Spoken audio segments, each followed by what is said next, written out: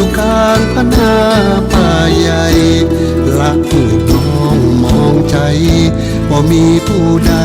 หูหัน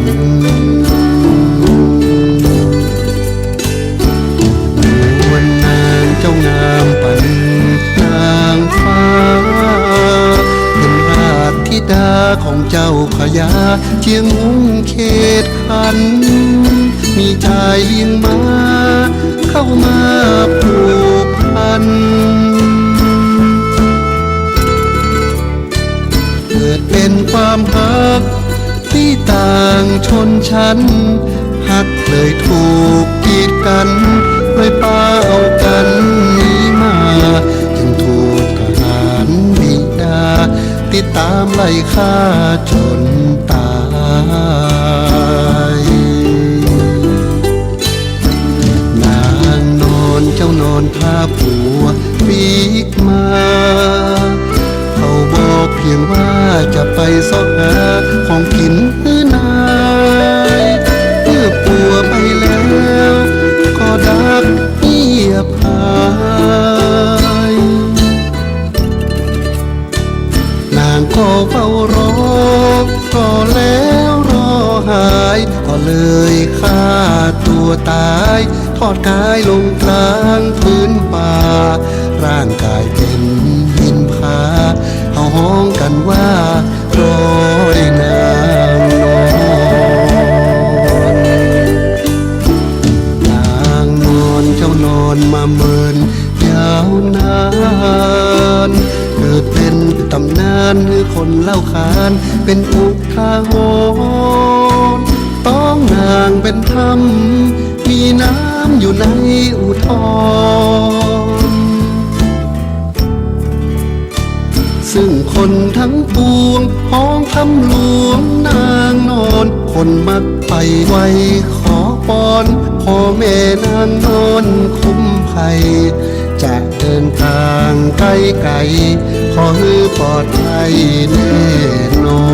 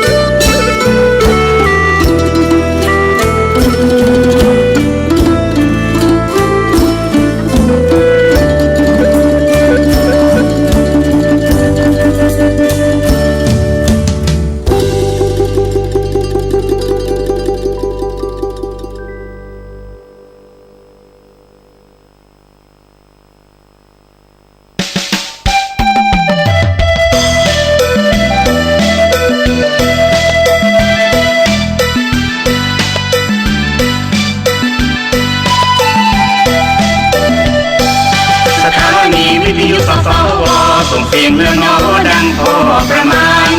FM104.5 กลางวัน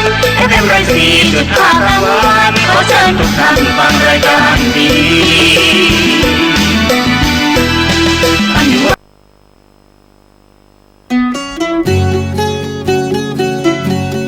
ท่านสามารถรับฟังและชมทั้งภาพและเสียงสถานีวิทยุเพื่อการศึกษาพระพุทธศาสนาและวัฒนธรรม FM 104.50 เมกะเฮิรตซ์ทาง www.faihin.org www.lifebox.me/faihin และ www.youtube.com พิมพ์คำว่าวัดฝายหินโทรศัพท์053-810-406และ053-810-232 หรือส่งข้อความมาที่ SMS 4649333มือถือทุกระบบหรือดาวน์โหลดแอปพลิเคชันพิมพ์คำว่าสมาพันธ์สื่อวิทยุพระพุทธศาสนาอาเซียนแล้วกดที่วัดฝายหินอำเภอเมืองจังหวัดเชียงใหม่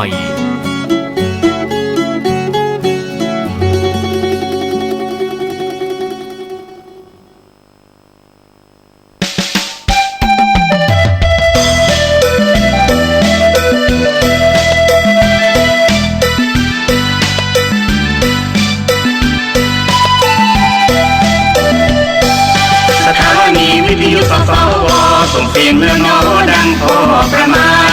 FM 104.5 กลางวันFM 104.5 กลางวันขอเชิญทุกท่านฟังรายการดีวัดไฟอำเภอเมืองเชียงใหม่รุ่งเรืองปุ่งเพื่องแสงสีเป็นวิทยุเพื่อประเพณีเป็นวิทยุเพื่อประเพณีศึกษาวิถีพุทธศาสตร์และศิลป์ส่งเสริมวัฒนธรรมกันดีๆทั้งนั้นสุขสันต์ชีวินจากพระไตรปิฎกแท้ทั้งสิ้นจากพระไตรปิฎกแท้ทั้งสิ้นทั่วทั้งแผ่นดินได้ยินเสียงพระธรรมออกอากาศไกลๆทั่วโลกดับทุกข์ดับโศกให้โชคเลิศล้ำผ่านอินเทอร์เน็ตเว็บไซต์ประจำผ่านอินเทอร์เน็ตเว็บไซต์ประจำไปกระต้อมนำสู่ประชาสถานีของเราชาวพุทธแสนบริสุทธิ์พุทธพรหมวาจาไม่พูดเรื่องการเมืองนานาไม่พูดเรื่องการเมืองนานาพุทธศาสนามัชฌิมาธรรม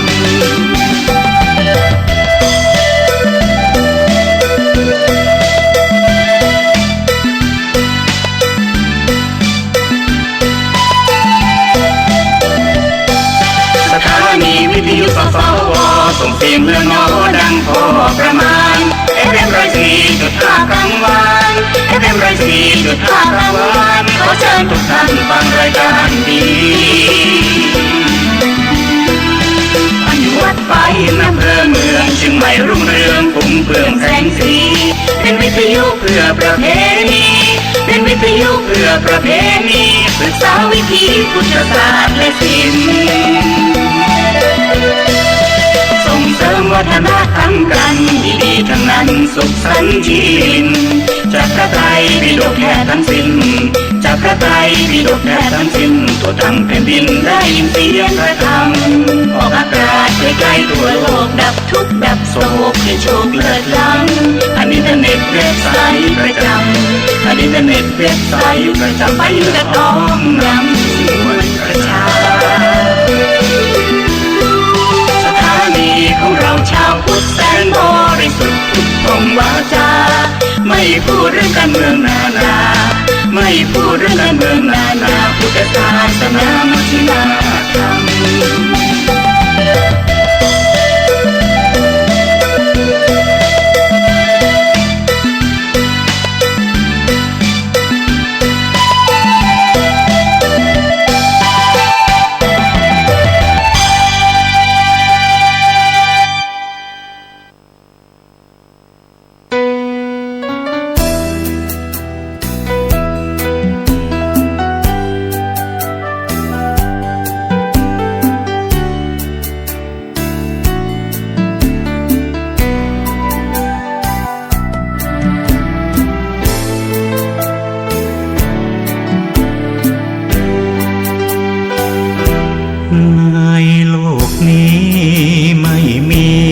ใดหลีกพ้นยังคงเวียนวนด้วยผลจากการกระทำทุกชีวิตถูกลิขิตตามกฎแห่งกรรมกฎหมายเพียงให้หลับจำแต่กฎแห่งกรรมติดตามจนตายเกิดในชาตินี้ยังคงใช้หนี้กรรมเก่าความดีจะช่วยบรรเทา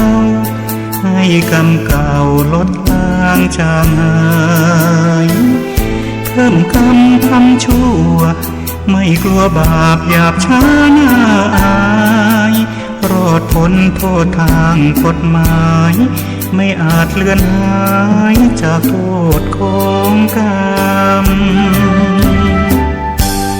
ทำดีได้ดีทำชั่วได้ชั่วกฎเกณฑ์ตายตัวแห่งพุทธธรรมสัตว์โลกเกิดมาย่อมเป็นไปตามกรรมดำรัสตรัสคำเป็นสัจธรรมจากองค์สัมมาเวียนว่ายตายเกิดช ชื่อเถิดโลกนี้มีจริงอย่ามัวอ้างอิงคอยประวิงให้เสียเวลารีบสร้างความดีมันทำบุญถือศีลภาวนาอยู่ในโลกนี้โลกหน้าบุญช่วยนำพาผ่านเวรพ้นกรรม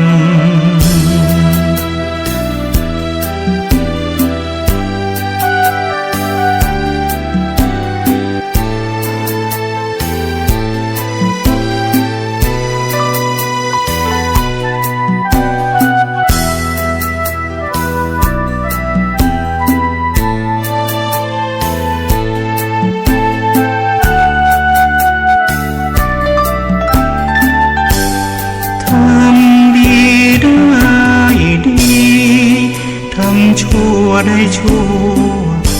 กฎเกณฑ์ตายตัวแห่งพุทธธรรมสัตว์โลกเกิดมา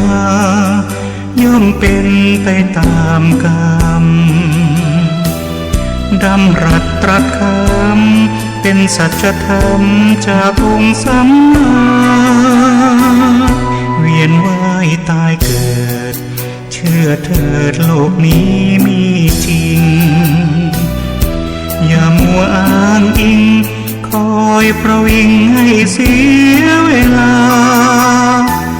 รีบสร้างความดีมันทำบุญถือศีลภาวนาอยู่ในโลกนี้โลกหน้าบุญช่วยนำพาผ่านเวรพ้นกรรม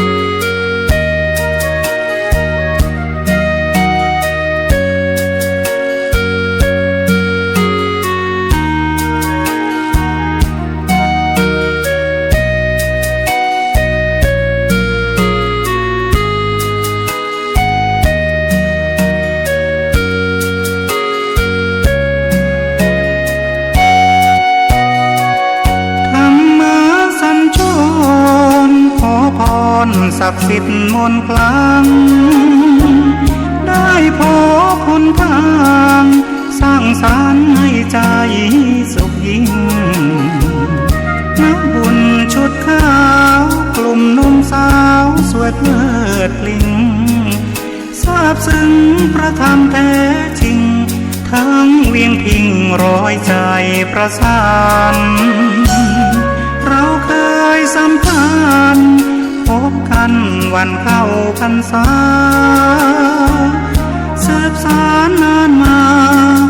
ด้วยความศรัทธามุ่งมั่น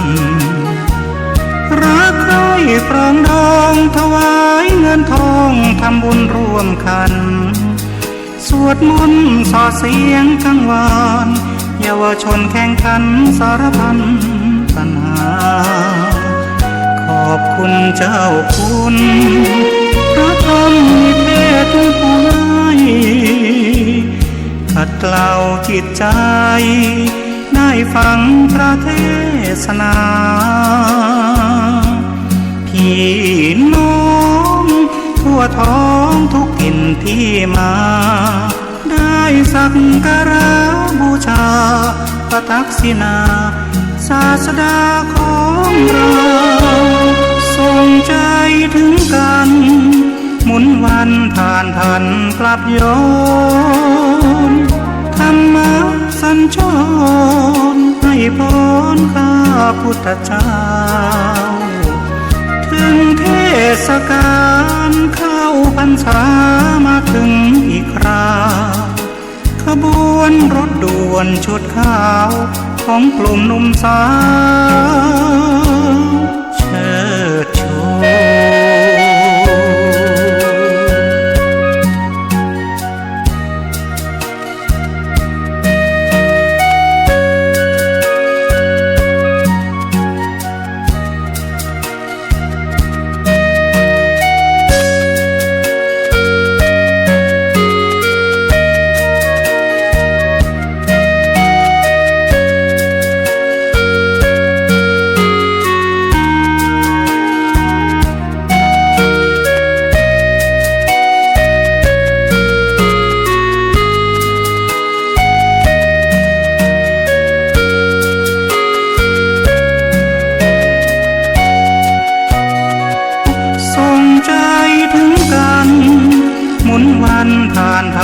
กลับย้อนธรรมะสัญจรให้พรข้าพุทธเจ้าถึงเทศกาลเข้าพรรษามาถึงอีกคราวขบวนรถด่วนชุดขาวของกลุ่มหนุ่มสาวเชิดชู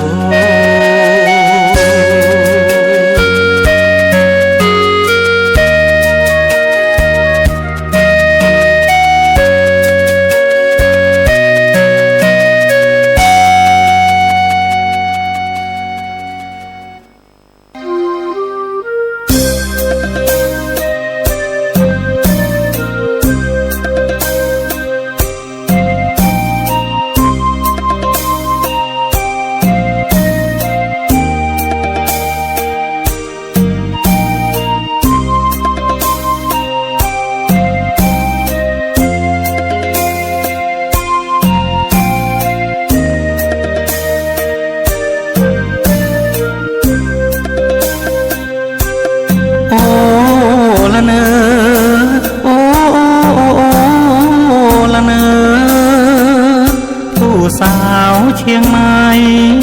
ใช้ไล่ไผ่ไผ่ก็โหเจ้าเนื้อเคารพเชื่อโชคพระธาตุคู่ดอยสุเทพเทวามองเห็นเด่นไกลพนมมือไหว้ด้วยใจบูชาขอพรองค์พ่อครูบาอยู่สูงเทียมฟ้าบุญพาพบพาล่องแพชมไพรหาในสุขใจเปรียบปานเอื้องเนื้อช่อเหลืองตระการพอแสงสายันสีทองวาบวาวสายลมโชยชิวทิวสนเลี้ยวโอนสอเสียงกังวานเสียงเทกระทบสายทานดังสวรรค์สร้างสรรค์สุขีโอ้ละเนอมีน้อยแผ่นหน้านายนพูดสัมพันธ์ไทยจินเตรียมล้นจากไกลโพ้นไว้แดนแห่งนี้ท่องเที่ยวสุดคนพักผ่อนกายคลายเหงาชีวีลิ้นปิงแสนดีสุขสนน่ารักน่าชมหนาวมาคราใดชื่นใจดอกไม้เบ่งบานมีสาเที่ยวเล่นสงกรานต์เย็นชื่นสำราญสนุกรื่นรมเห็นเดือน12กระทงล่องตามสายน้ำปล่อยโคมเล่นเรือแม่ปิงกินลมโอ้สวรรค์เวียงพิงที่หัก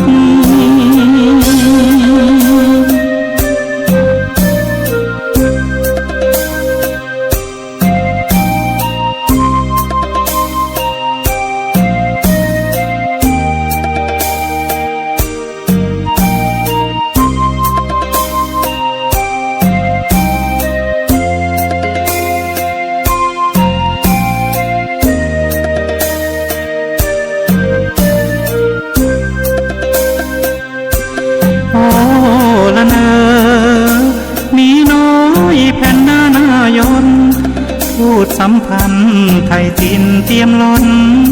จากไกลโพ้นไว้แดนแห่งนี้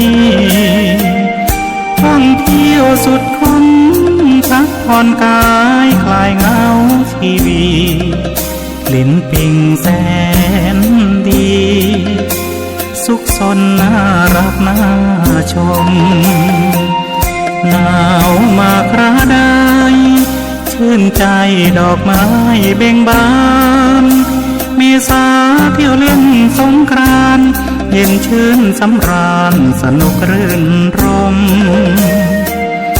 เห็นเดือน12กระทงล่องตามสายน้ำปล่อยโคมเล่นเรือแม่ปิงกินลมโอ้สวรรค์เวียงพิงที่หา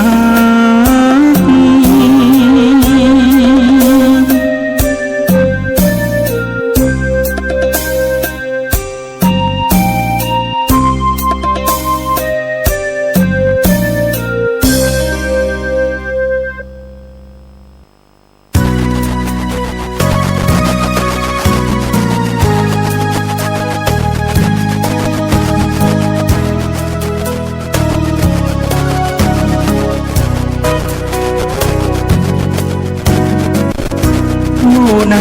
เห็นธรรมผู้นั้นเห็นเราทำตรัสพระพุทธเจ้าให้เราระลึกจดจำดำเนินชีวิต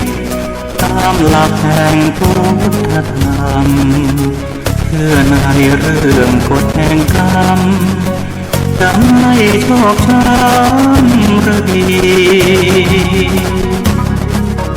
ผู้ใดสร้างกรรมชั่วซ้ำลึกจมย่อมมีแต่ความระทม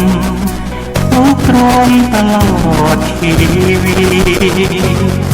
จิตวาดภาวะทุกยามที่วาตรีเงินตกมาเอาเวทีทั้งที่มีชีวิตอยู่ดวงตาเห็นธรรมเพราะนำดวงจิตพร่ำเพียรเพ่งพิษให้เกิดความรู้ใช้สติสัมปชัญญะพิจารณาดูองค์สัพพัญญูทรงตรัสรู้มาสอนเรา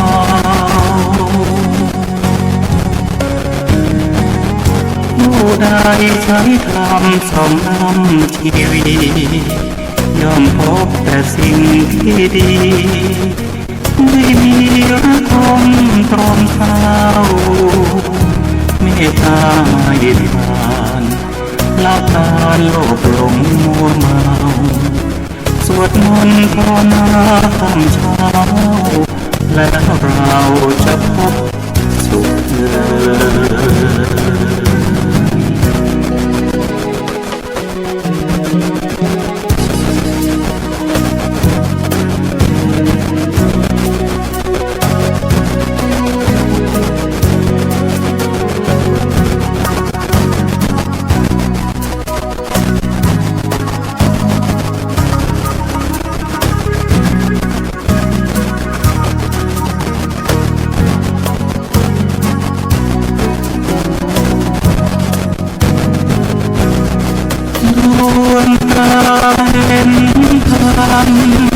เพราะนำดวงจิต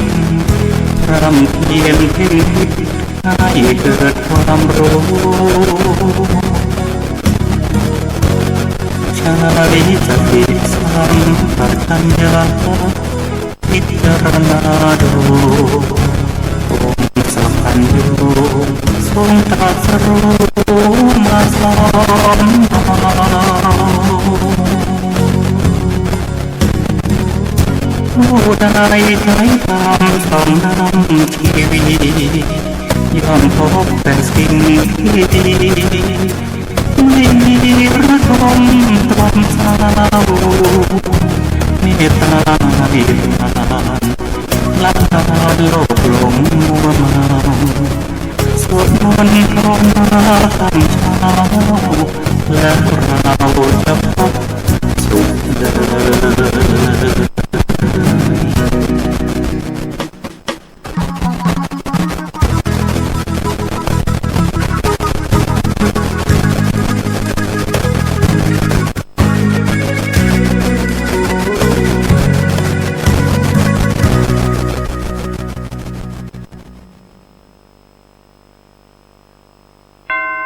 วันอาทิตย์ที่ 9 กันยายนนี้ พี่น้องชาวเชียงใหม่และชาวเหนือ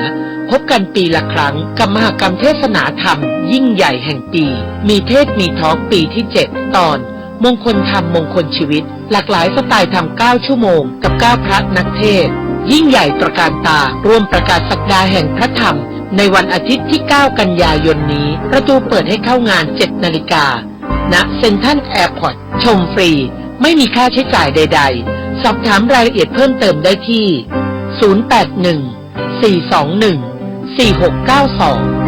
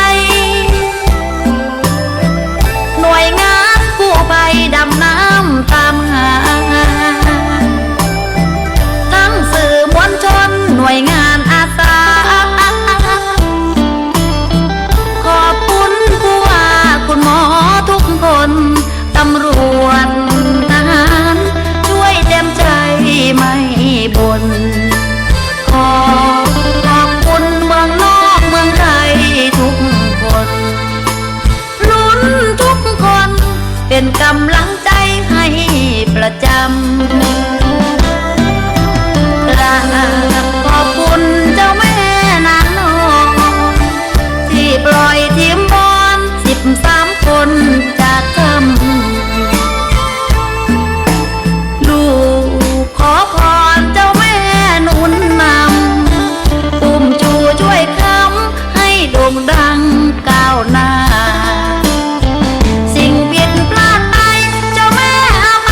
ลูกหลานด้วยนะ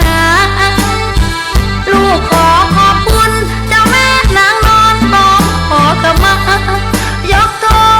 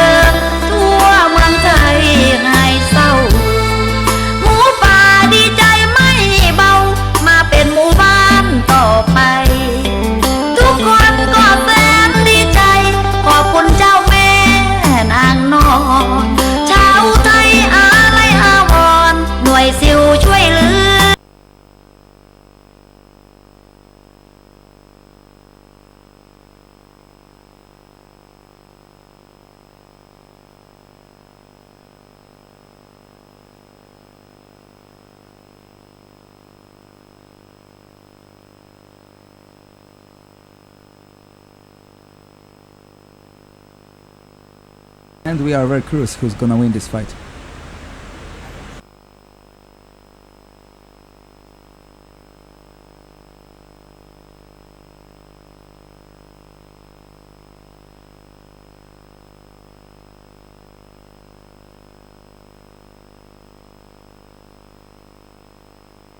ว่าจะ4 ทุ่มไหมล่ะ ครับจี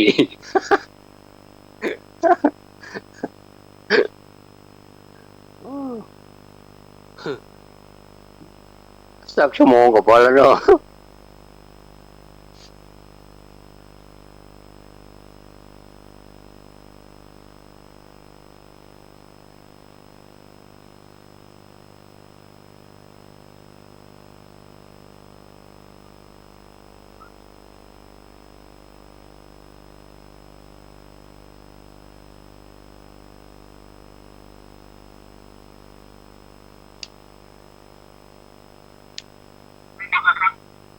ครับ ขอน้อมน้อมแด่พระผู้มีพระภาคเจ้าครับขอนอบน้อมแด่พระผู้มีพระภาคเจ้า พระองค์นั้น ซึ่งเป็นผู้ไกลจากกิเลสเป็นผู้ตรัสรู้ชอบได้โดยพระองค์เองด้วยเสียงกล้าวขอถวายความเคารพพระเทพปริยัติเจ้าคณะจังหวัดเชียงใหม่เจ้าอาวาสวัด7 ยอดพระอารามหลวงที่เคารพพระเถรานุเถระทุกรูปขอเริญพรท่านผู้ฟังทุกท่านวันนี้ก็มาจนได้ ไปจนได้ ไปจนได้ อันรายการนี้ก็เป็นรายการใหม่แล้วกำลังจะทดลองทดสอบกันเกี่ยวกับเทคโนโลยีซึ่งตัวอาตมาเองก็บ่ได้เก่งบ่ได้หูเรื่องหูราวอย่างกับเทคโนโลยีอย่างจักอย่างกดก้อยฮัดก้อยนี่กันไปก็ลำบากหน่อย แต่ถึงยังได้ก็โทษเอาเนาะเพื่อให้ได้เผยแพร่พระศาสนาในรูปของการพูดรูปของพูดเมื่อเวลา2 ทุ่มเป็นต้นมาจนถึง3 ทุ่มคือ20 นาฬิกาถึง21 นาฬิกานี่ก็ได้ไปพูดทางวัดหนองกายเป็นที่เรียบร้อยเดี๋ยวนี้มาพูดทางนี้แหมก็จะมีเรื่องพูดไปจนถึง11 โมงเนาะคือ5 ทุ่มนี่ก็คงจะพอสมควรแก่เวลาได้วันนี้ไหนๆก็มาละก็เลยจะขอต่อเรื่องของโครงสร้างของสังคมเห็นน้อยหนึ่งนะโครงสร้างของสังคมโดยเฉพาะวัยรุ่นเขาคือใครอ่ะเด็กก็ไม่ใช่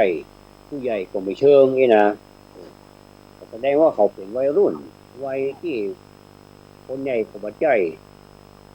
ละอ่อนก็บ่เชิงอย่างนี้นะวัยรุ่นนี่เป็นกลุ่มชนที่ชอบการเสี่ยงชอบทดลองชอบความตื่นเต้นชอบมีพลังส่วนเกินนักชอบการเปลี่ยนแปลงเบื่อง่ายมีความสนใจอยากเรียนรู้สิ่งใหม่ๆอย่างที่มีคนนิยมกดจะพยายามเรียนแบบชอบต่อรองและก็อยากต่อต้านผู้มีอำนาจเหนือกว่าถ้าเนี่ยอย่างแล้วบ่มีใครกล้าตอบได้จะเป็นสิ่งที่ทำให้วัยรุ่นรู้สึกว่าเขาชนะอย่างก็คือให้ผู้ใหญ่นี่ยอมต้านอยู่ตลอดเวลาเขาจะเข้าใจว่าเขาเป็นคนเก่งและมีความกล้าอันนี้เป็นธรรมชาติของวัยรุ่นธรรมชาติของวัยรุ่นที่ชัดเจนก็คืออยากเด่นอยากดังต้องการเป็นที่ยอมรับอยากให้คนสนใจแล้วก็ชื่นชมยกย่อง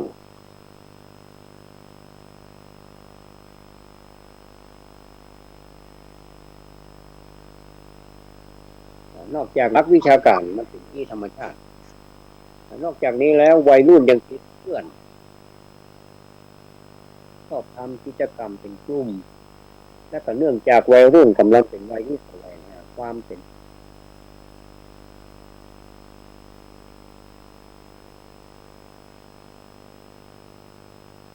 รานักร้องนักแสดงที่พวกเราชื่นชอบอันนี้ก็ต้องยอมรับเฮ้ยการที่วัยรุ่นทำมันอย่างแปลกๆก็อยากเป็นวีรบุรุษในสายตาของกลุ่มเพื่อนแล้วก็ยังชอบการเรียนแบบจากสื่อต่างแห่งตัวเพราะฉะนั้นสื่อนี้จึงมีอิทธิพลต่อการกำหนดวิถีชีวิตของวัยรุ่นเป็นอย่างมากผู้รู้ทั้งหลายกล่าวไว้ว่า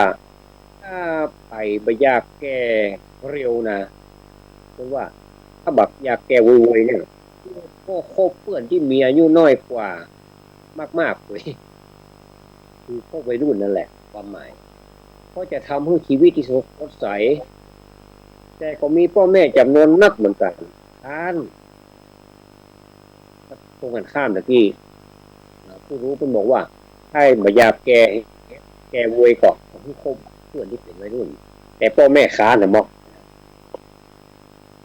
เขาลองฟังวิธีอยู่กับวัยรุ่นอย่างมีความสุขของบางคนดีกว่าจะอยู่อย่างใดก็พอเพราะวัยรุ่นเนี่ย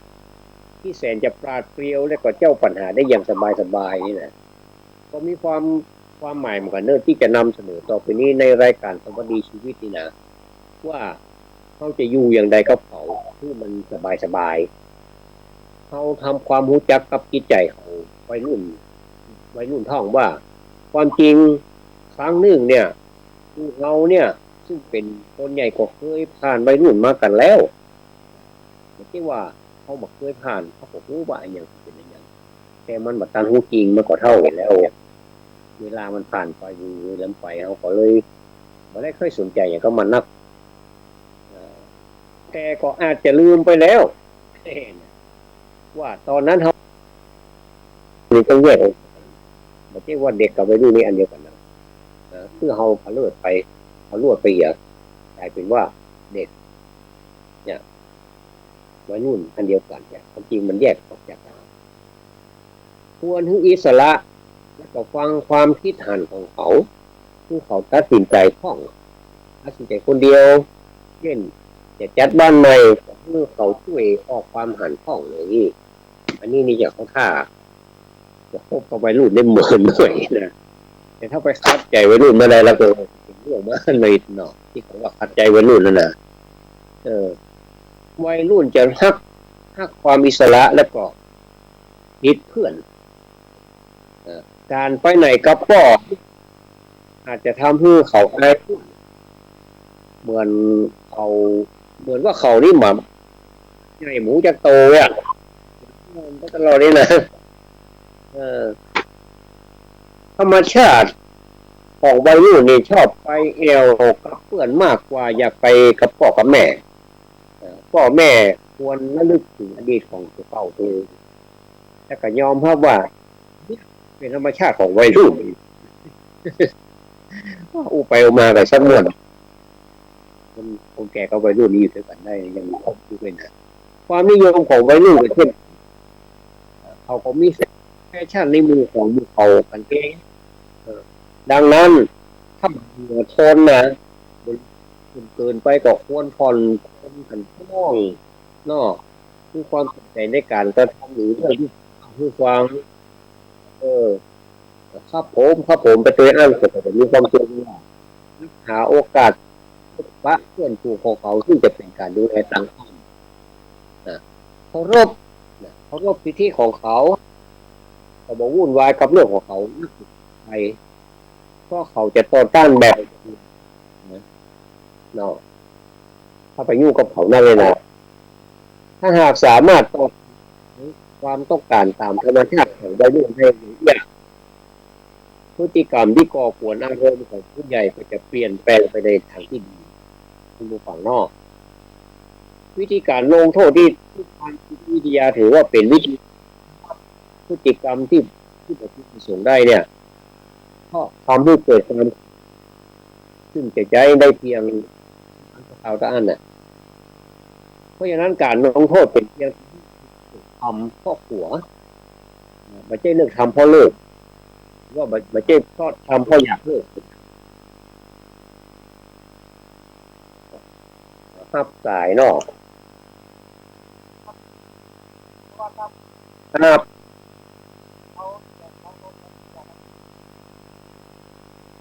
เอาตังโทรศัพท์เหรอ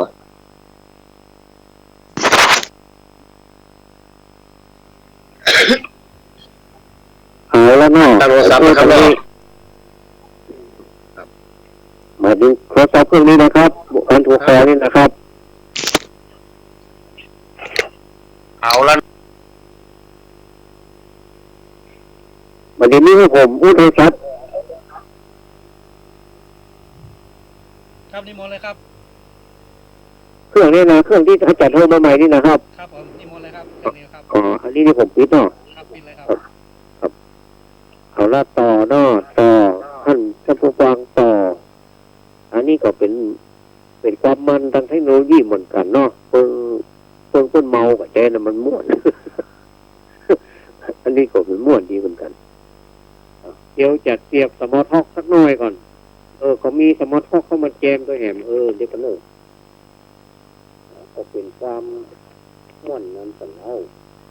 เป็นเรื่องของไว้วันนี้ก็ต้องขอชื่นชมอาจารย์ที่อำนวยความสะดวกนี่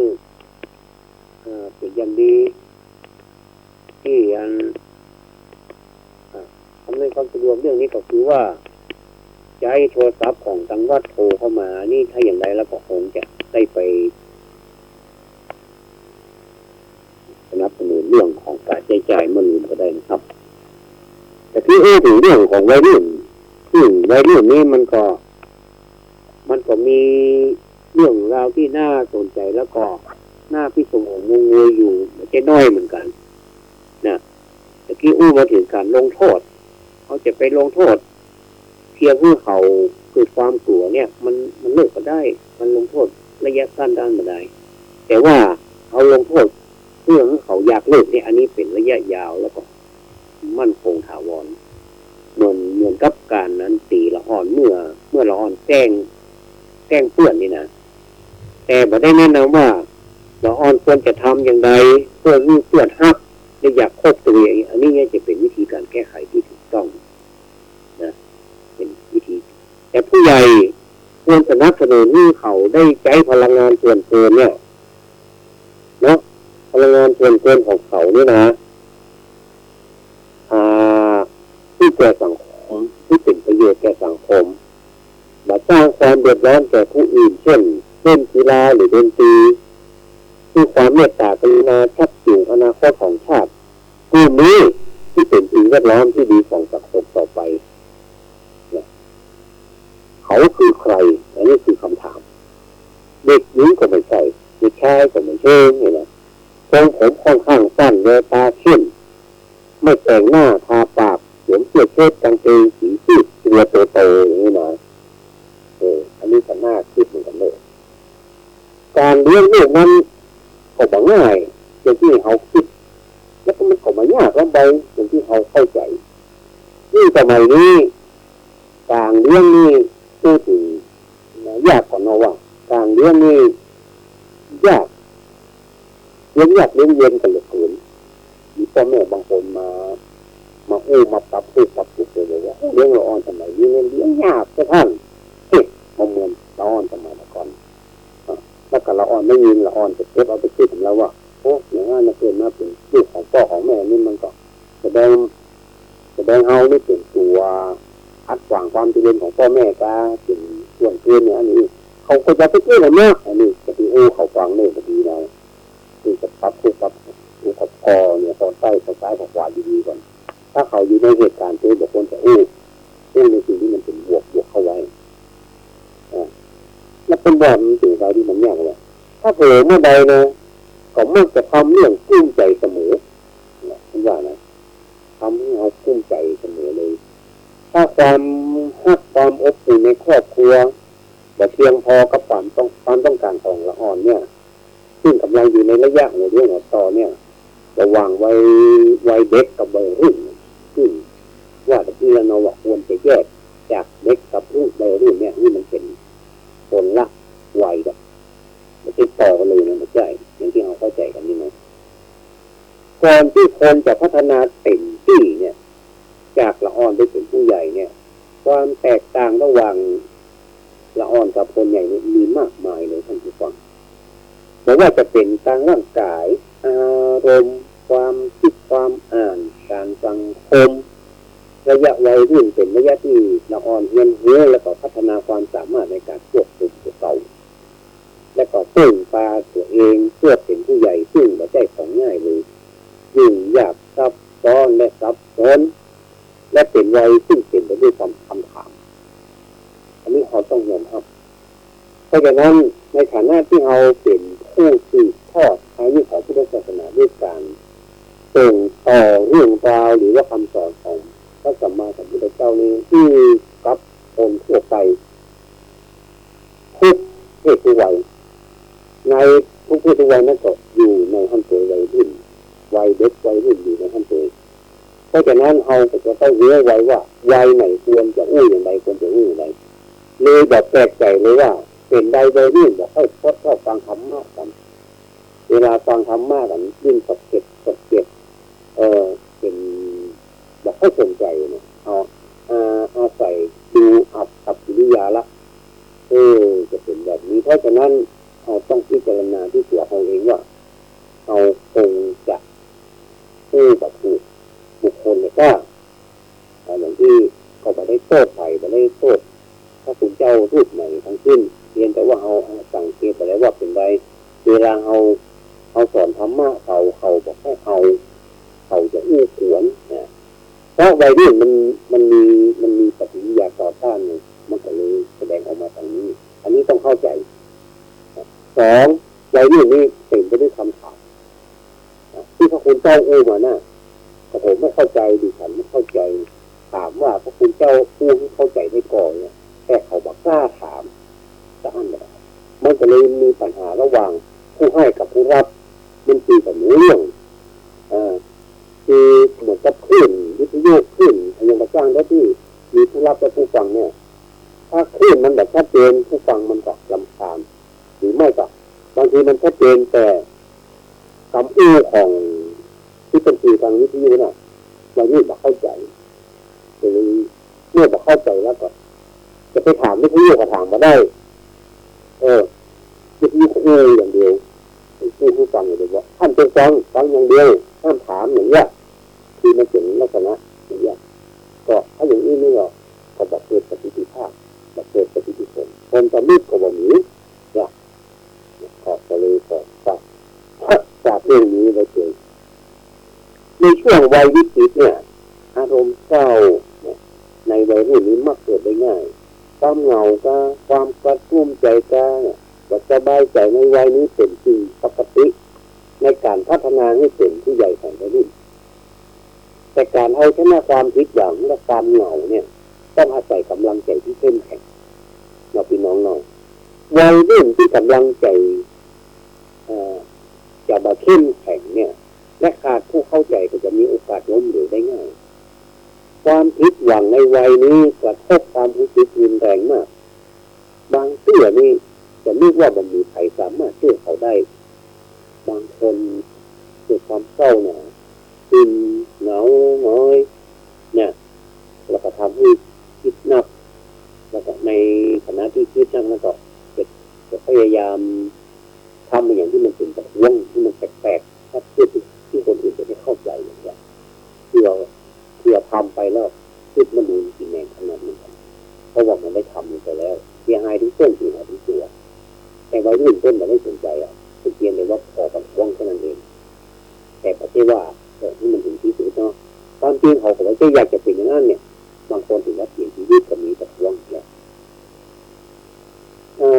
ดังนั้นเนี่ยคนใกล้ชิดเนี่ยจึงเป็นบุคคลสำคัญที่จะช่วยเหลือให้เขาเข้มแข็ง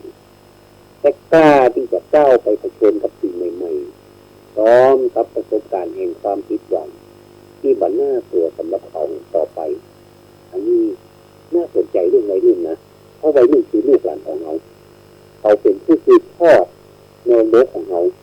มรดกนี่หมายถึงว่าประเทศมรดกเป็นทรัพย์สินเงินทองแต่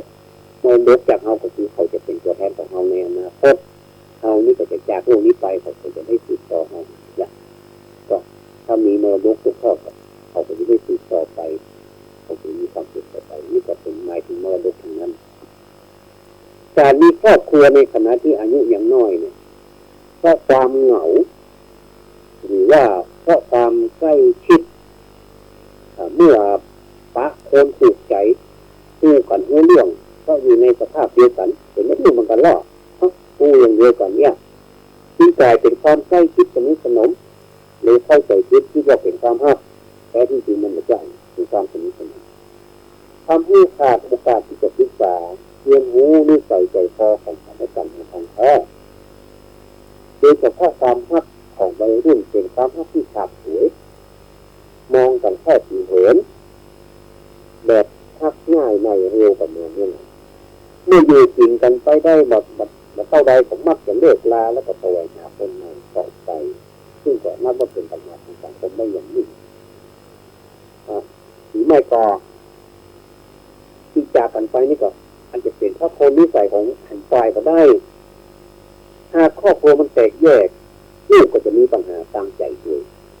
เพราะว่าสิ่งหนึ่งที่ทิ้งไว้ก็คือทิ้งมรดกที่พยานรัก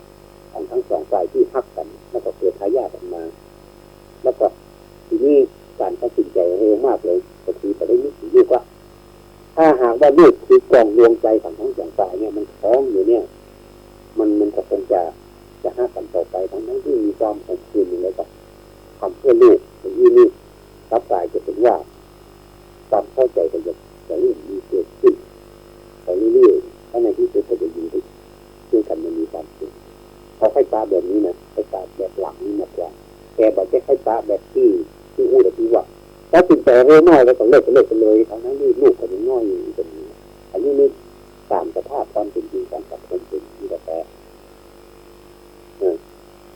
การแก้ปัญหาในกรณีเนี่ยที่น้องทั้งหลายควรจะปล่อยให้ละอ่อนเนี่ยให้ขับเคลื่อนไปกันแล้วก็ให้อยู่ในสายตาของผู้ใหญ่ในสายตาของเราตลอดที่ความเข้าใจและก็ความรักความพบภูมิแก่ละอ่อนเขาเพื่อประคับประคองให้เขาผ่านช่วงวิกฤตของชีวิตไปได้ช่วยเป็นที่ปรึกษาและก็ให้สติกับละอ่อนคนที่มีลูกอยู่ในวัยรุ่นที่คำนึงว่าวัยรุ่นแต่ไม่วัยปัญหาขอย้ำนะวัยรุ่นแต่ไม่วัยปัญหาผู้ใหญ่เมตตาและผู้ความเข้าใจผู้ใหญ่เมตตาและผู้ความเข้าใจคำถามนี้มีคำตอบนี่อย่างผู้ใหญ่บอกค่อยรับฟังเหตุผลของวัยรุ่นเลยผู้ใหญ่มักจะอาศัยว่าจะเข้าเกิดมาก่อนก็จะอู้ความเดียววันเหมือนกับตัดข้อมสิ่งเตียงไปเลยบอกว่าอาบน้ำร้อนมาก่อนอาบน้ำอุ่นมาก่อนเคยร้อนเคยหนาวมาก่อนถูเขากระทะเสียงแล้วก็เงียบไปวัยรุ่นจะเกิดเป็นที่ทางฟังแล้วก็แบบม่วนเองนะเข้าใจกันผู้ใหญ่จะเข้าใจว่าวัยรุ่นนี่ฟังเขาละเขาขู่เขาตะกี้ละว่าอาบน้ำร้อนมาก่อนเดี๋ยวต้องฟังนี่อีกอย่างดีเหมือนไม่จะเจ็บข่าวนะแต่มันยังมาเจ็บข่าวที่มันยังมีต่อไปอยู่เอาฟังถ้าวัยรุ่นฟังผู้ใหญ่ห้องมีความรับผิดชอบและกระทำให้ผู้ใหญ่ไว้วางใจได้เนี่ยการรับฟังก็จะเกิดขึ้นเนาะและเป็นใดวัยรุ่น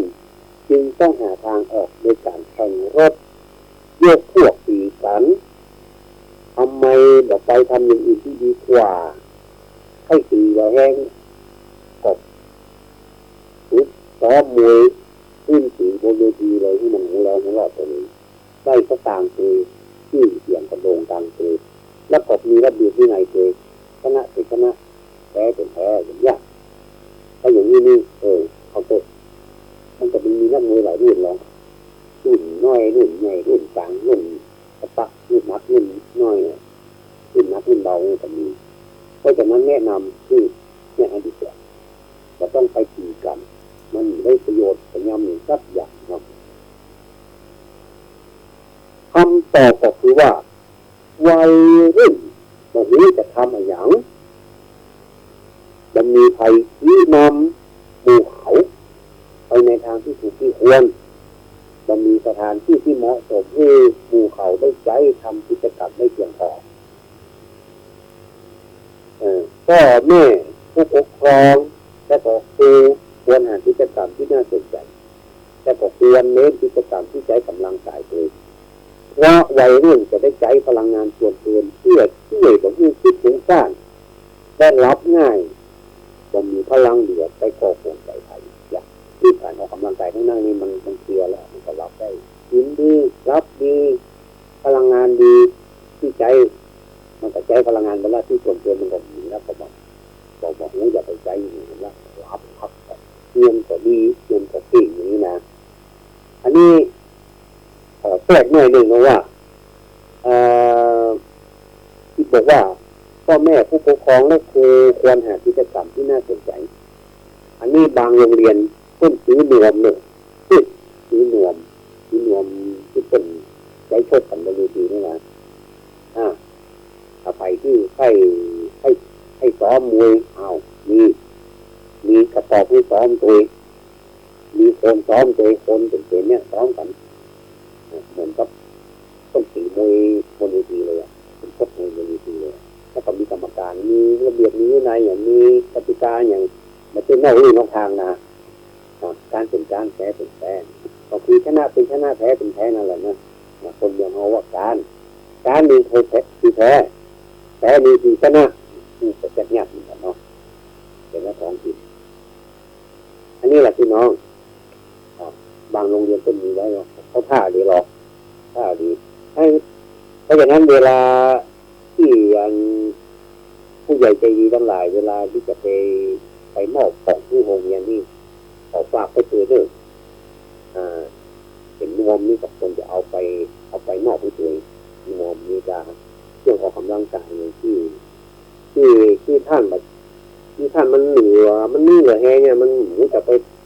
เอาไปมอบที่ไหนนะเอาไปมอบที่โรงเรียนแล้วอันนั้นลูกหลานของเราวัยรุ่นนี้จะต้องเติบโตเป็นผู้ใหญ่ซึ่งจะเป็นกำลังของชาติต่อไปเพราะฉะนั้นเราควรจะมีความสัมพันธ์กับเขาที่มากน้อยที่มากกว่าในปัจจุบันนี้ความจริงเราทำดีอยู่แล้วแต่ว่าเราของนี่มันมีอย่างเพิ่มเติมเข้าไปมันดีอีกนู่นใช่ไหมก็น่าจะดีขึ้นแล้วก็จะไปในทิศทางที่ดีที่เป็นบวกขึ้นเขาจะบามีความรู้สึกลบกับเขาอยากขอลบน้อยที่สุดแล้วขอน้อยมันก็จะกลายเป็นลมลบละอาจจะมีกับบวกแล้วเอาระหว่างต่างวัยให้แต่ดีด้วยกันยังมีความสุขการปฏิบัติต่อวัยรุ่นเนี่ยจะต้องอาศัยความอดทนถ้าบัญญัติแท้ๆนี่จะบ่ไหวเลยเพราะฉะนั้นนี่วัยรุ่นนี่ก็คือวัยที่พอค่อนข้างจะยากเขาต้องเข้าใจเขาหลายอย่างหลายทางหลายมิติมันมีความเข้าใจแล้วก็ความฮักเป็นปัจจัยสำคัญเลยพี่น้องถ้ามีความเข้าใจแล้วก็มีความฮักบวกกันเลยอันนี้คือปัจจัยสำคัญใช้เหตุผลมากกว่าอารมณ์คนเอามันสนใจอารมณ์มากกว่าเหตุผลอันนี้ดีกว่าถ้าผู้ใหญ่ทำได้แบบนี้แล้วเนี่ยแน่นอนช่วงเวลาที่อยู่กับวัยรุ่นเนี่ยจะเป็นช่วงเวลาที่มีความสุขขนาดเลยแล้วก็เป็นที่เลยเป็นที่เหมือนยืนอยู่บนเนินเขาเป็นที่ที่สุดในชีวิตครอบครัวทีเดียวเพราะว่าปัญหาทุกปัญหาเนี่ยเมื่อถึงเวลาย่อมคลี่คลายไปเองบอกว่าปัญหานั้นปัญหานี้ปัญหาการกินและการอยู่การแต่งตัวการเข้าเพื่อนก็คู่กันสลับพัดกันมันก็จะเข้าที่เข้าทางแล้วก็จะอยู่ด้วยกันอย่างมีความสุขซึ่งมันก็ถึงไปตามทางรอของมันมีขัดแย้งถึงนี้ก็มีนิดหน่อยก็แก้ไขกันสบายนี่แบบนี้นะแล้วก็ต่อไปนี้เราก็จะมีเรื่องของการปวดหัวละเรื่องของวัยรุ่นยกพวกตีกันก็พิษเกี่ยงกันก็ปากมานกันได้นะจะทำให้เขารับผิดชอบในชีวิตของเขาแล้วเราในฐานะผู้ใหญ่ผู้ปกครองก็ดีครูบาอาจารย์ก็ดีนี่กระจายใจเขาก็ไว้วางใจเขาเขาจะเป็นวัยรุ่นที่มีอารมณ์ร้อนแต่เขาก็มีเหตุผลนะเขาก็ยกอารมณ์ของเขาด้วยเหตุผลของเขาแต่เพื่อยกอารมณ์ของเขาด้วยอารมณ์ของเขาไอ้นี่ผิดละผิดเศร้าผิดคนผิดกาละ ก็เป็นนั้นว่าจะเปิดสายให้ท่านผู้ฟังเข้ามาอู้กับเฮาเนาะอู้กับเฮานี่หมายถึงอู้กับอาตมาเนาะเฮาในที่นี้นะก็มาตั้งเบอร์โทรศัพท์ของอาตมาเลยเนาะในส่วนของมือถือ0897668297นะ0897668297โทรมาอู้กันได้เลยว่าใครมีทัศนะเกี่ยวกับวัยรุ่นนี้มีประสบการณ์อย่างใดถามแต่ว่ามีความสุขใจก็เขาว่ามีความสุขแล้วก็จะมีวิธีแก้ไขอย่างใดที่อาตมาอู้มานี่หันคุยก่ออย่างเงี้ยหรือไม่ท่านจะอู้เป็นเรื่องอื่นที่เสริมก็ได้ก็ขอเชิญเนอะ0897668297เปิดสายให้ท่านผู้ฟังแสดงความคิดอ่านกันแบ่งปันกันเขามีอย่างเขาก็แบ่งกันเหมือนเขาเป็นละอ่อนมันเป็นนักเรียนละก่อนนะเขามีขนมน้อยเขาก็แบ่งกันคนนิ้วมีมากก็แบ่งกันคนน้อยมีน้อยก็แบ่งกันคนนิ้วมันมีความสุขอ่ะเขามีเพื่อนมีฝูงมันมีความสุขนะก็เลยแบบต้องสงสัยหรือว่าเป็นใดละอ่อนเขาถึงไปชอบไปฟังคนที่เขาเป็นวัยเดียวกันเขาเอาใจกันแล้วเขาอู้กันเข้าไปคุยโดยที่มันต้องมีเหตุผลเพียงแต่อารมณ์ความใกล้ชิดเนี่ยก็ต้นแต่คิดไปอย่างนี้เพราะฉะนั้นเขาก็ในเมื่อเขาเป็นอย่างนี้เขาก็เขาบอกมีเหตุผลเขาจะใส่เหตุผลที่เขาอะเขาจะใส่เหตุผลเขาที่มันเป็นช่องว่างนะว่าช่องว่างมันเป็นจิตในวงเล็บนั้นมันเป็นคำตอบของเขาเขาจะให้คำตอบของเขาแบบนี้เป็นแต่ในช่องว่างทำหน่อยนู่นในวงเล็บทำหน่อยนู่นเขาก็จะใช้ในวงเล็บที่เขาเป็นคนใจของเขาด้วยเหตุผลนะเขาจะนี่เป็นใจค่อยๆตื้นกันไปทำนู่นแล้วเขาจะเกิดเขาท่าดีเนาะอย่างนั้นถ้ามันมีอารมณ์คอยตามอย่างนี้ละเขาว่าอย่างเขาก็จะฟังเขาแต่ตัวนี้ว่าอย่างมันอยู่กับตัดก้อนสิ่งเตียงว่ามันฟังที่มันตัวอย่างเดียวแต่มันแบบฟังเลยรวมไปถึงการฟังธรรมะท่านผู้ฟัง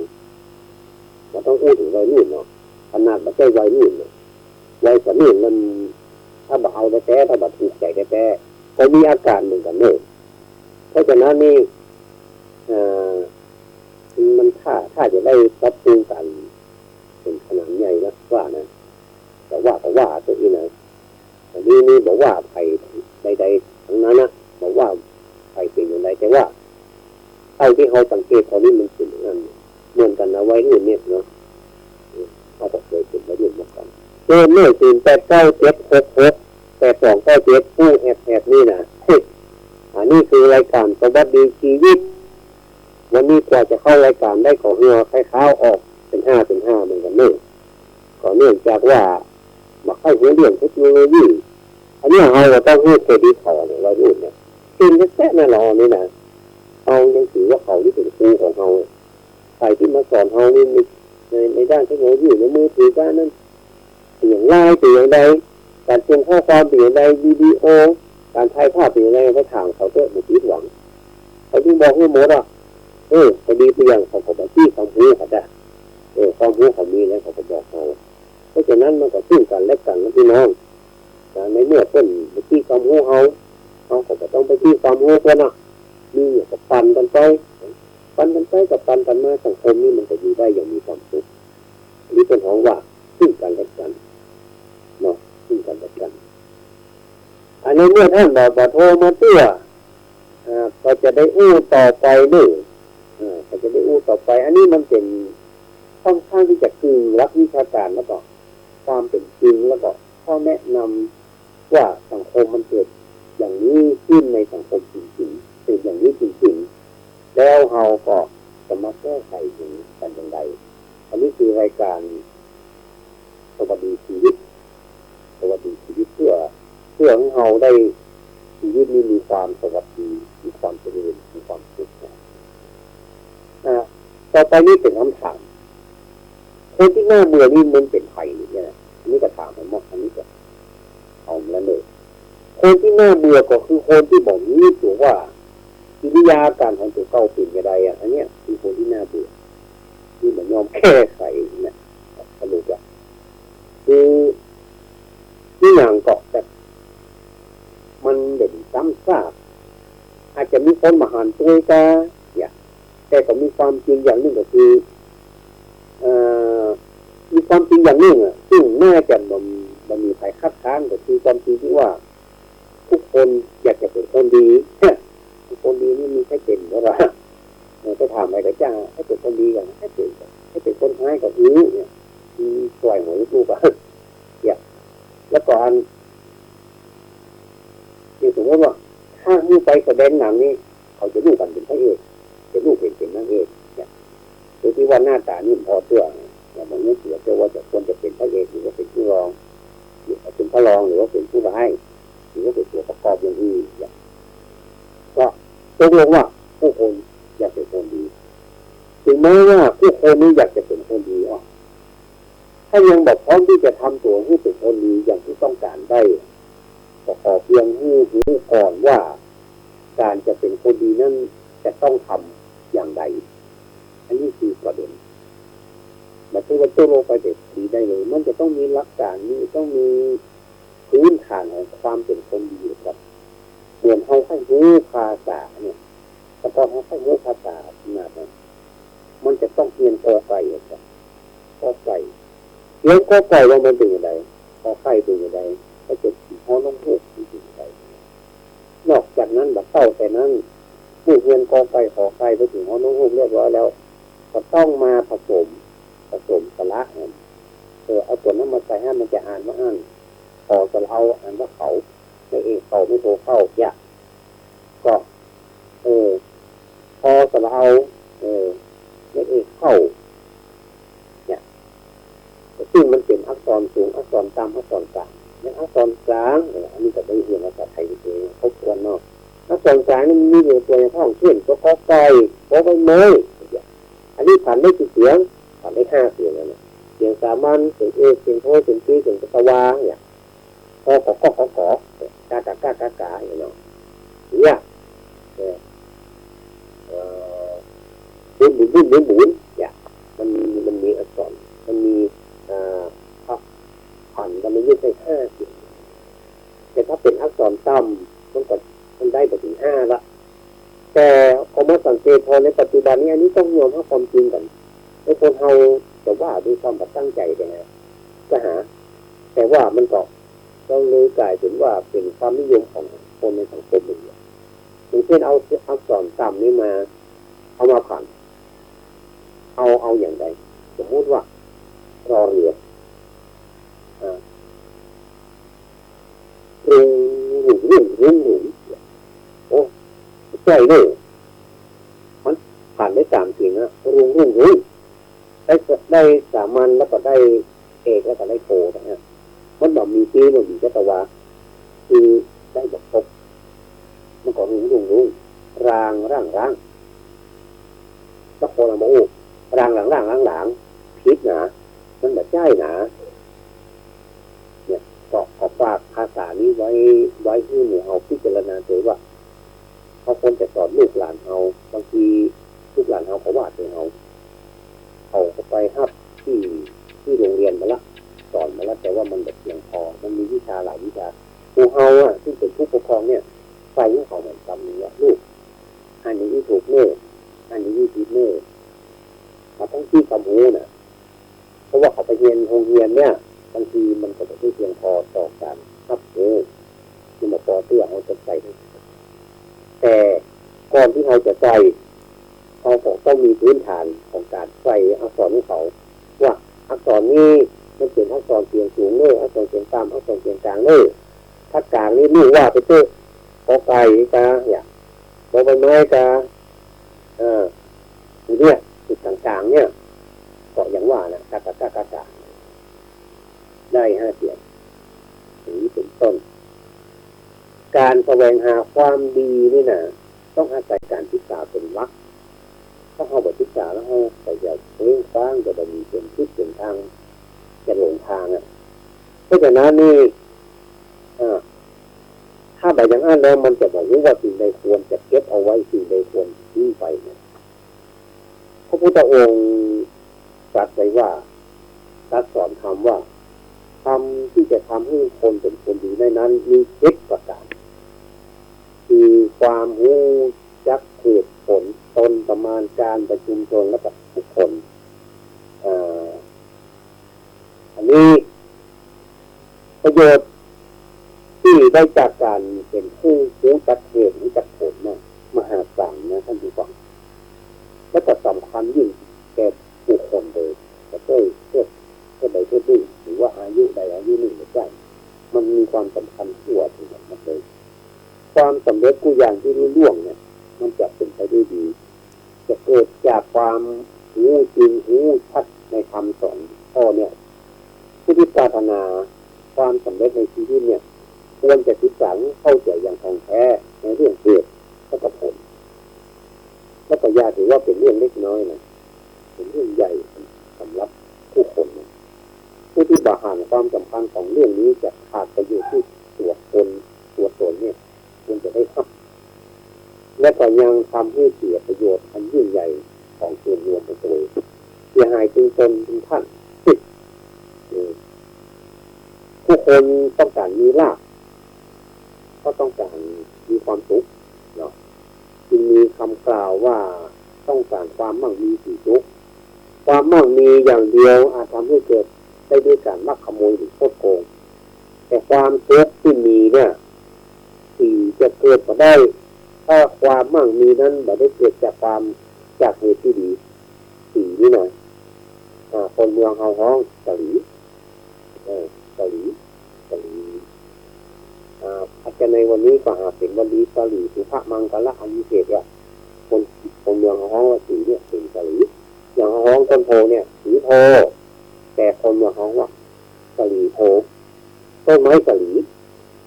แต่บางทีเขาก็บอกฮ้องต้นโพเขาต้นไม้กะหลีเป็นนั้นเข้าใจว่าอันนี้คือต้นโพอันนี้คือคนเมืองเขาก็จะได้หลายอย่างที่ด้วยกันเนี่ยถ้ามันเอาบ่มีสิ่งที่ว่าก็คือที่ว่ามาจากที่เนี่ยเขาก็จะบ่มีสีจะเกิดก็ได้แต่ความมั่งมีนั้นมันได้เกิดจากเหตุที่ดีเนี่ยมันก็จะเกิดสีผู้คนควรตั้งปัญหาถามพวกเขาบ่อยๆว่าพวกเขาต้องการอะไรอย่างในชีวิตต้องการลาภนะต้องการยศนะตอนนี้มีตาหรือมีความสุขต้องการอย่างไรเนี่ยนี่นะคำตอบที่จริงใจที่สุดแล้วก็คนต้องการเหนือสิ่งอื่นใดคือต้องการความสุขมีอิสระในการคิดการกระทำและการดีสีอันนี้ตามที่สาวเรื่องสาวลาวก็คือสาวเสียงมานี้นะว่าใครมีความเห็นอย่างไรต้องการความสุขอิสระและก็การกระทำอิสระในเรื่องความคิดคิดอย่างไรก็ได้แต่ว่าให้อยู่ในกรอบอาจจะออกนอกกรอบก็ได้แต่ว่าขอที่จะคิดเป็นละเมิดคิดของบุคคลที่อยู่ในขอบเขตของกฎหมายโดยเนี่ยถึงที่นี้แม่จะเป็นคำตอบที่ถูกต้องที่สุดมันจะแม่ละมีอย่างนี้ทุกคนเลยต้องการความสุขเท่าที่ถามมานี่นะถ้าต้องการความอิสระต้องวางใจไว้โดยบอกไปผูกพันกับพันธะใดๆถ้าต้องการเสรีภาพต้องรู้จักหน้าที่ของตนและก็ของคนอื่นมาโพสต์เลยเสรีภาพของส่วนรวมมาเป็นของพวกเราผู้ใดรักธรรมชาติและสิ่งแวดล้อมผู้นั้นย่อมมีคุณธรรมประจำใจธรรมชาติกับสิ่งแวดล้อมเดี๋ยวนี้ถูกทำลายเป็นมากจะเป็นด้วยเหตุผลอย่างเขาบอกให้แต่เต้าที่แน่ๆก็คือคนต้องการสบายในเมื่อต้องการความสบายแต่ไม่ได้คำนึงถึงความสมดุลของธรรมชาติความสบายนั้นก็เลยเข้ามาบังหมดความสุขของเราเข้ามาบังนั้นหมดก็เลยกลายเป็นว่ามืดมนองค์การไปหมดก็เลยกลายเป็นว่าความเรามีความสุขแต่สิ่งแวดล้อมจะมีความทุกข์และผลดังนั้น เมื่อมีภัยธรรมชาติการอย่างกาเข้ามากระทบเขาเนี่ยเขาก็ต้องยอมรับในสิ่งนั้นสิ่งนี้มันเกิดเพราะว่าเราไปทำลายเขาก็กลับมาทำลายเราเช่นเดียวกันขออภัยเลยต้องการผู้ใดรักธรรมชาติเนี่ยสิ่งแวดล้อมผู้นั้นเนี่ยย่อมมีคุณธรรมแบบใจต่อไปนี้ก็จะคำที่มันคิดเพิ่นว่ากันเนี่ยที่คนนิยมว่ากันเนี่ยว่าคำว่าพระนี่นะคำว่าพระเนี่ยเป็นคำนามที่ใจฮ้องนักบวชประเภทภิกษุในพระพุทธศาสนาแปลว่าผู้ประเสริฐคือมีสิ่งประเสริฐอยู่ในตัวสิ่งที่ประเสริฐหมายถึงสิ่งที่ดีที่สุดคือคู่ส่วนคือด้านมันมีส่วนใดหรือด้านใดที่แบบนี้อันนี้คือพระอันนี้คือความหมายนะสิ่งที่ประเสริฐในพระพุทธศาสนาที่ปรากฏตามหลักฐานก็คือปัญญาตามพระพุทธดำรัสที่ว่าปัญญาหิขากุศลาวัฏันติเนี่ยผู้ฉลาดกล่าวว่าปัญญาประเสริฐเพราะในตัวปัญญาเองก็ดีและปัญญาย่อมสร้างสิ่งดีอื่นอีกมากมายอันนี้คือความหมายของปัญญาคนมีปัญญา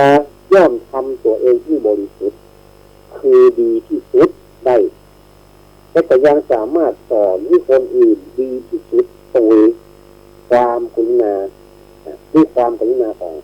เขาเนี่ยได้เห็นคนมีปัญญาย่อมช่วยตัวเองช่วยคนอื่นแต่ก็ช่วยส่วนรวมได้พระจึงหมายถึงผู้ทรงปัญญาย่อมเกิดเพราะสมาธิย่อมเกิดเพราะศีลสมาธิปัญญาสมาธินี้ย่อมเกิดเพราะศีลสมาธิปัญญาจึงเป็นองค์คุณของพระเพราะฉะนั้นพระจึงเป็นไปด้วยองค์คุณที่ประกอบไปด้วยศีลสมาธิปัญญาพระพุทธองค์ตรัสว่าภิกษุทั้งหลายพรหมจรรย์นี้เราประพฤติมิใช่เพื่อหลอกลวงคนมิใช่เพื่อเรียกร้องให้คนนับถือมิใช่เพื่อลาภสักการะและความสรรเสริญเยินยอพูดถึงธรรมไม่เศร้าโศกถึงสิ่งที่ล่วงแล้วไม่ฝันเพ้อถึงสิ่งที่ยังมาไม่ถึงดำลงอยู่ด้วยสิ่งที่เป็นปัจจุบันฉะนั้นผิวพรรณจึงผ่องใสส่วนคนทั้งหลายผู้ยังอ่อนปัญญาอย่างนี้เฝ้าแต่ฝันเพ้อถึงสิ่งที่ยังมาบ่ถึงก็ตอกหวนละห้อยถึงความหลังอันล่วงไปแล้วเนี่ยซึ่งมีความหมายแล้วมันแล้วไปแล้วโทษแค่นาทีเดียวก็ถือว่าเป็นอดีตไปแล้วทีนี้จึงสุขที่มนมองเสมือนต้นอ้อสดที่เขาถอนขึ้นแล้วก็ว่างไปในกลางแดดอย่างนั้นมันก็เหี่ยวว่ามันจะเป็นเหลืองอย่างนั้นเหี่ยวว่าจะจับหนีละเพราะมันได้อยู่ในดินละมันจะได้กินน้ำเลยว่างไปในกลางแดดตายกับตายอย่างเดียวผู้ใดบ่มีกิเลสเป็นเหตุที่คอยกังวลว่านี้เป็นของเรามันมีกิเลสนะเป็นเหตุที่คอยกังวลว่านี้เป็นของเรานี้เป็นของคนอื่นผู้นั้นบ่ต้องเผชิญกับความเป็นสังขารจึงบ่เศร้าโศกของเขาหมดนี้อันนี้คือคนที่บ่มีกิเลสเมื่อเขาบ่หวั่นไหวมีความรู้ชัดจึงปราศจากความรู้สึกปรุงแต่งใดเขาเลิกลำพึงลำพันหมดแล้วจึงมองเห็นแต่ความปลอดโปร่งในทุกที่ความขึ้นไปความเสื่อมไปแห่งสิ่งทั้งหลายเป็นมาเมินแล้วตั้งแต่มีโลกขึ้นมาเนี่ยเขาเกิดมาเขาก็เป็นเขาก็เก็บเอาจริงแล้วนี่มาตุยแต่ที่ว่าเขาจะเอาสร้างไปไหนได้พอเขาเกิดมาเขาก็เก็บเอาความเจ็บมาตุยความแก่มาตุยจะเอาความตายมาพร้อมกันแล้วมันเป็นอย่างนี้มันก็พลิกออกไปตลอดไม่มีทั้งหลายนี่เมื่อจะตายก็โศกเศร้าวุ่นวายให้ห้องหุยกันเสียอกเสียใจสารพัดอย่างความจริงแล้วเนี่ยถ้าจะให้นะก็ให้กับความตายน่าจะร้องให้กับที่ น่าจะร้องไห้ให้กับที่คนเกิดมากกว่าคนที่เกิด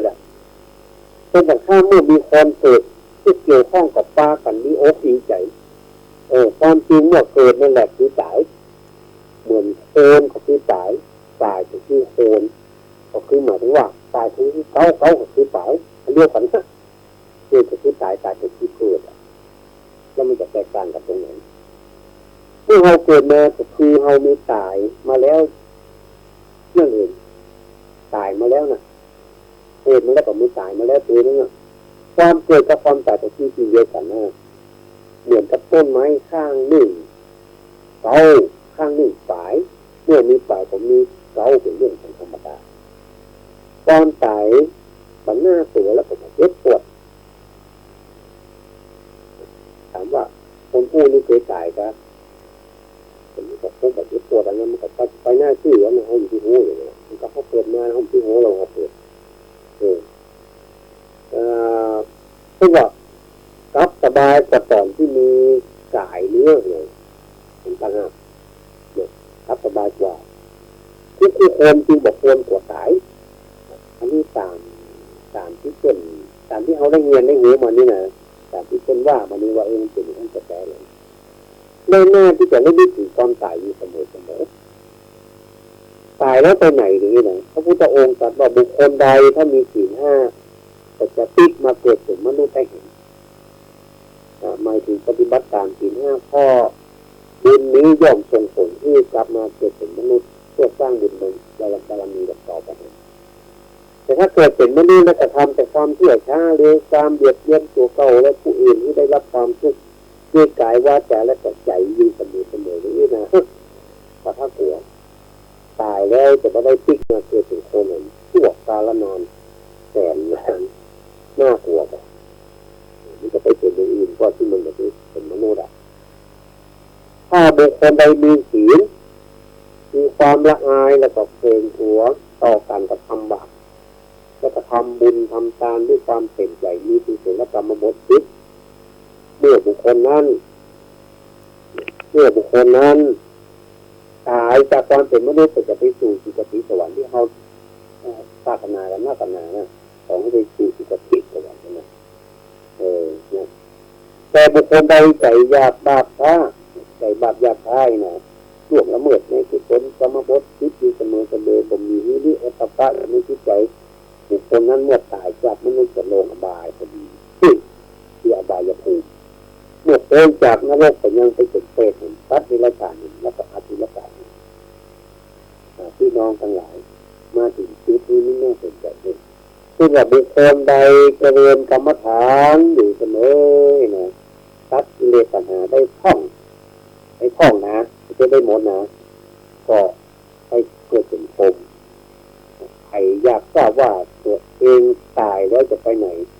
ที่ดูการกระทำในปัจจุบันของตัวเขาว่ากำลังทำอะไรอยู่จะได้รู้เลยว่าตัวเขาเป็นเข้าอยู่ในข่ายแค่ไหนจะติดมาเป็นมนุษย์หรือไปสวรรค์หรือไปพรหมหรือไปนิพพาน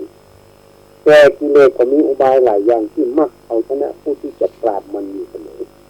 มันรับขนาดกิเลสมันเป็นตัวที่เหมือนโอ้โหยากขนาดกิเลสนี่เราสามารถที่จะชนะมันเนี่ยแต่กิเลสมันมีอุบายหลายอย่างที่มักจะเอาชนะผู้ที่จะปราบมันเสมอที่ว่าเนี่ยแทนที่เขาจะปราบมันเนี่ยรับกลายเป็นว่าเอาถูกมันปราบอีกแล้วนี่แหละฉะนั้นอย่าปล่อยให้เวลาผ่านไปเปล่าๆก็ได้ก็ดอกมีหันแก้กินแก้นอนเพราะฉะนั้นจงมุ่งมั่นทำความดีที่นักที่สุดภัยต่างๆที่หันกันอย่างมากก็เพียงแค่นี้เพื่อระยะเวลาหนึ่งเห็นว่าตะไคร้จะอุทกภัยจะอย่างเนี้ยสารพัดกับภัยที่มันเป็นภัยธรรมชาติกับภัยอย่างนี้เนี่ยมันก็ผ่านไปเยอะไม่ใช่วันจิตจมอย่างยูฮั่นเป็นมันเมินไม่ใช่มันมาแล้วมันก็ไปเยอะไงนะแต่ก็ทิ้งความเดือดร้อนความเสียหายไว้ทั้งหลังแต่เราก็สามารถที่จะปรับปรุงได้แก้ไขได้แต่ส่วนภัยของกิเลสนั้นตายก็ยังบ่หมดเลยตายบ่หมดภ ยด้วยบ่เหมือนภัยธรรมชาติที่มันเอาห่างกันเนี่ยยังเป็นภัยข้ามภพข้ามชาติเหมือนถ้าเฮาบ่หาอุบายวิธีกำจัดมันที่หมดเตี้ยงไปหรือเบาบางลงเนี่ยเราก็ต้องรับภัยจากมันอยู่ไปพี่น้องทั้งหลายเนี่ยการตั้งใจทำงานที่เป็นประโยชน์แก่คนหรือส่วนรวมด้วยความรู้ความเข้าใจและด้วยการยึดถือคุณธรรม5 ประการ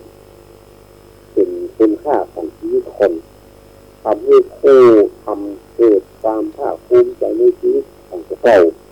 นำไปสู่การมีอายุยืนทั้งอายุสัตว์และอายุคนเนื้อร่างกายใจและที่เสี่ยงก็ยังคงอยู่ต่อไปเหมือนเมื่อแต่เมื่ออยู่ฉะนั้นถ้าเกิดมาปะชีวิตที่มีก้าของหน้าเกิดถ้าอยู่กับชีวิตที่มีก้าของหน้าอยู่ถ้าบ่ายังอั้นก็แบบผมว่าจะเกิดไม่ยิ่งหยังดีใจอยู่ไปยิ่งหยังไม่ได้อันนี้คือเรื่องราวที่นำมาเสนอท่านผู้ฟังในวันนี้เกือบชั่วโมงยังไม่มีใครโทรมาเตือนให้กันรับกันรับซะเขาว่าจะฟังเอาคนเดียวซะก็ไม่สามารถที่จะรู้ได้ประหารกันเดียวแต่พอลองคนแล้วว่าไผ่นี่มันรับเดี๋ยวก็ลองโทรมาแล้วออก5 นาทีสุดท้ายวันนี้จะขออนุญาตอยู่เพื่อถึง23 นาฬิกาก็พอแล้วเนาะนี่มันนอกพอดีแล้วเอาครับมีมาแล้วมาแล้วเนอะ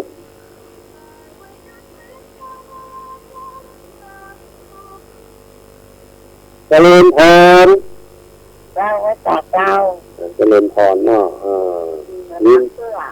มารับเสื้อเนาะก็ปล่อยเอาอี้คนเดียวน้ำลายเป็นตังคนเดียวนี่นะตังอ้วนจ้ะวันนี้มีความคิดอยู่ในของอี้ตั้งแต่วัยรุ่นมาจนถึงชีวิตเนี่ย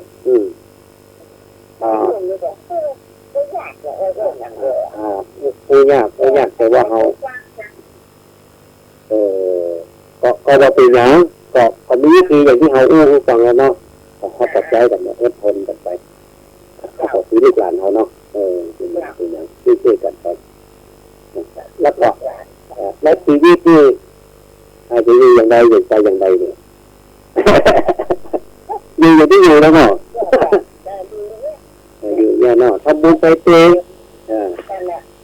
กินตันไปเตะเงี้ยมันก็มีเวลาแอลก็คือเพื่ออย่างกับชีวิตเนาะครับเขาท่าเนาะนี่นะเขาท่าเลยชีวิตเขาแบบยาวขนาดไหนเนาะคือเดือนมันก็จะไปแล้วเองนะจ๊ะถ้าสมมติว่ามันถึงแล้วให้ถึงหรอ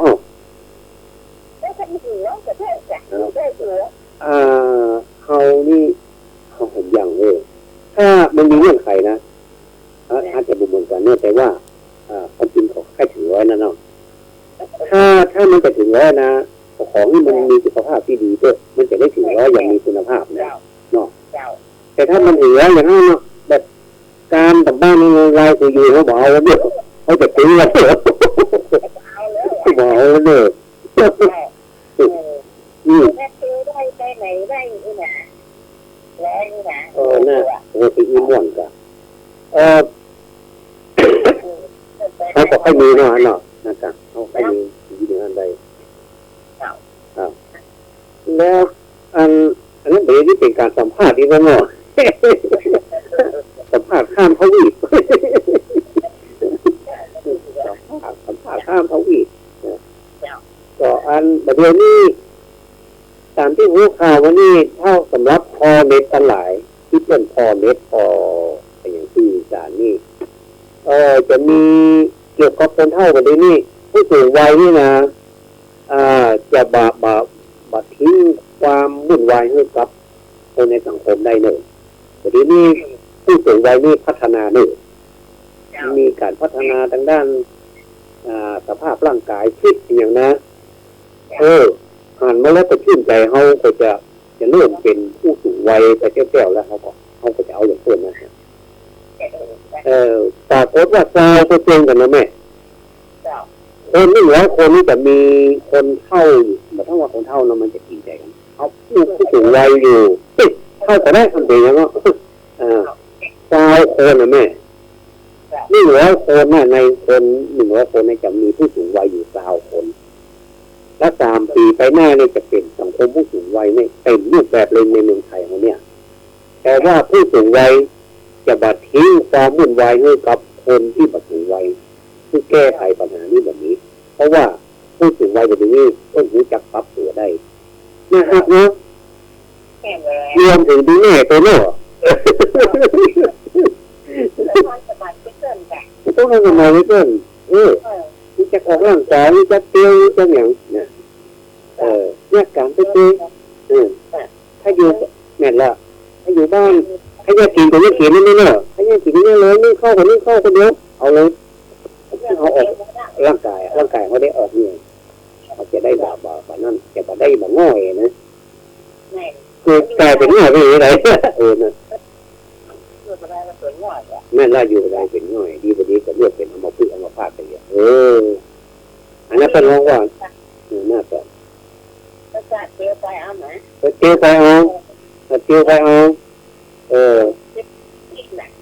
ระวังรถระวังลาตะเนาะระวังอย่าไปประมาทมันจากนี้ไปบ้านไก่ก็จากนี้ไปกาดไก่ก็จากบ้านไป100 เมตรก็พอดีเขาได้ออกกำลังกายด้วยเนาะเขาท่าดีเลยเขาท่าดีอย่างนี้ต้องเอาไม่บุญนี่เป็นตัวอย่างเลยพี่น้องทั้งหลายอันนี้เอาเป็นตัวอย่างเลยอยู่บ้านเขาก็บอกว่าจะไปรับเมื่อวันนั้นถ้ารับเมื่อวันนั้นเมื่อคืนมันต้องมาขายหรอพี่น้องเขารับมันนี่เขาลักลับแบบขโมยลับนะขโมยลับกรรมมันจืดหมดแล้วที่จับงาตั้งแต่อันกี่เขาไงแล้วไปถึงแมลงมันแบบใจลายแล้วเนี่ย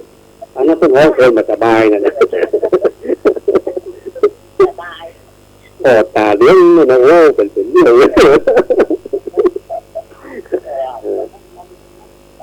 ก็รับพักผ่อนตามที่อาศัยพอดีเนาะ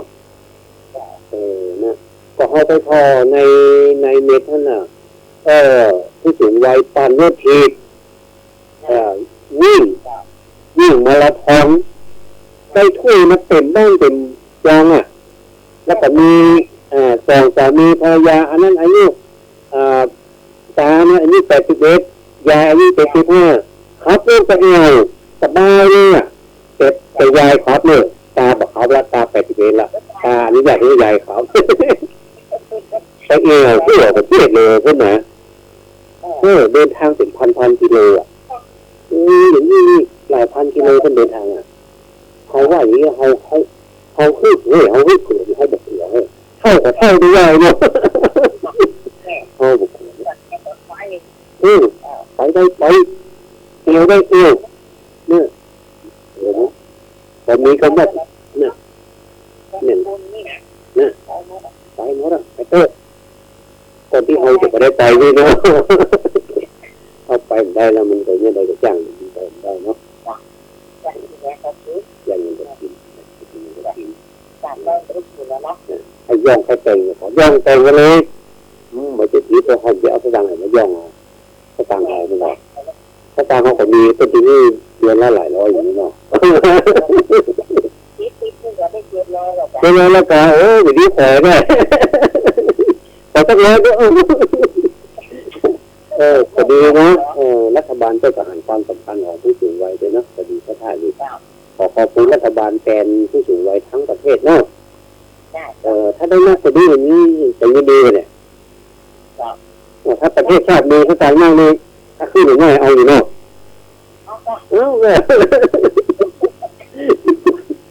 ดีเอาเวลาตรงนั้นก็เอาคือนะนั่นแหละก็ถูกต้องดีละ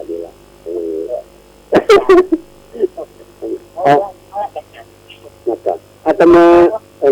เขาอู้กับเราเขาก็อู้ได้หรอเขาอู้แบบเรานะเขาอู้กับคนสูงวัยเขาอู้แบบคนสูงวัยนะเขาอู้กับนักเลงเขาก็เล็กนักเลงแต่เขาหน่อยแต่เขาก็เกียกเกลือเพื่อนนะเกียกเกลือเพื่อนนะเพราะนักเลงนี่อู้ดีมันได้นะดีกว่าจะเที่ยวนะเกียกเกลือเพื่อน ตัวมันโมโหไหมมันก็มีเป็นยาวไปยาว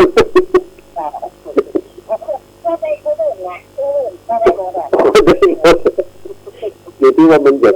เข้าในมือหรือไม่มือได้นั่นก็พอแต่ละทีร้านไม่เลือกเขาไม่ที่เขานะมองที่เขาบ่นจะตายแล้วเขาจะได้เพื่อนเขาตอนที่เขายืดอ่ะเขาไปมาได้นะไอ้เพื่อนของตั้งไปกันเนี่ย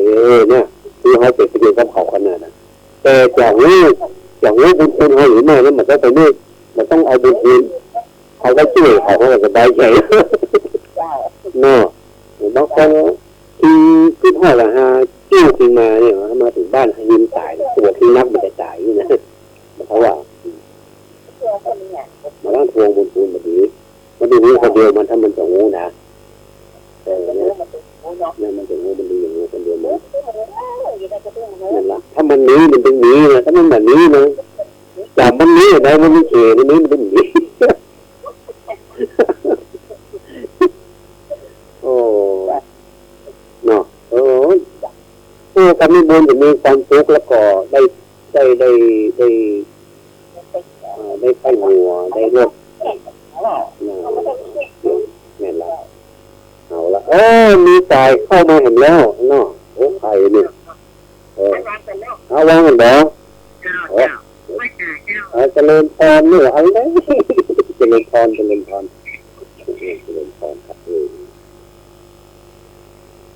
รับสายตะกี้โทรมาในแชท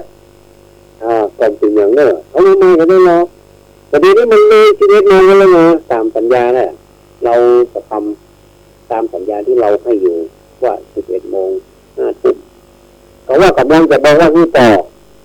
ก็โทรมาได้เนี่ยผมว่าอาจารย์วันนี้มันเลยเวลาไปละถ้าอาจารย์จะขอย่างก่อนเลยเราจะขอย่างก่อนเพียงเก้าอี้ก่อนนอกแล้วก็ได้มาตั้งเอากันใหม่ในโอกาสที่มันพอจะอู้กันได้ในโอกาสต่อไป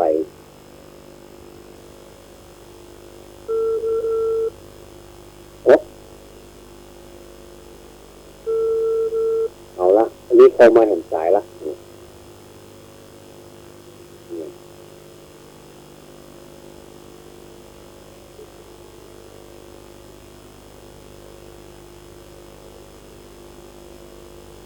ท่านผู้ฟังรอกันนอกรอสายนี้กันนอกว่าอย่างไรหัวเนอบอกว่าเยอะขยันกันเนี่ยบอกว่าเยอะขยันขออนุญาตเก็บเก้าอี้ก่อนนอกวันนี้ถ้าอย่างใจถ้ามันคิดมันพลาดมันแป๊กมันตอนแรกไปกาเกาะต่อถึงมาอยู่ไปอันนี้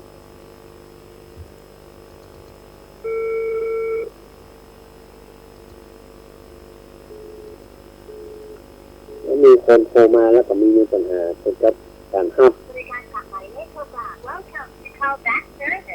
นั่น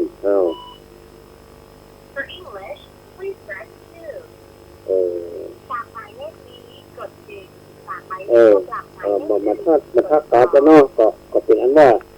ขออนุญาตเก็บเพียงเท่าที่ก่อนฝากหมายเลขนี้กด 1ฝากหมายเลขโทรกลับหมายเลขอื่นกด 2ก็ถือว่าได้ทำหน้าที่คิดว่าทำหน้าที่ดีที่สุดแล้วแต่มันก็มีบางอย่างที่ควรจะขออภั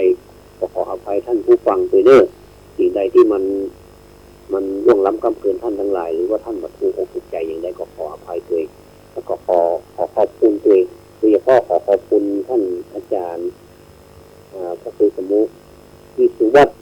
วรจิตโจ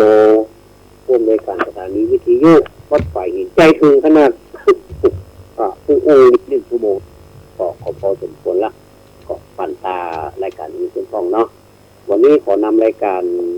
สวัสดีชีวิตจากท่านผู้ฟังเสียงก่อนเนาะแล้วขอคนมาฝากกันใหม่ขอเจริญพรเลยอายุวันโนสุขังพลัง